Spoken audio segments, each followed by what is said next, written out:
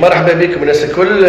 كما قاعدين تشوفوا موجودين ان شاء الله في المكتب التنفيذي، المكتب الرئيسي لمنتدى تونسي حر. اليوم حبيت نوريكم انه للناس الكل هذا يعني محضر المعاينه للجمعيه، هذا الجذاذه نتاع الارسال الى رئاسه الحكومه. محضر المعاينه ديجا كما قاعدين تشوفوا او كمحضر المعاينه تاع الجمعيه. هذا يعني او كالاصل ديجا يعني الناس كل مش تعرف. حبينا زاد كيف حبيت نوريكم يعني طريقه العمل كيفاش تكون يعني على مستوى الولايات.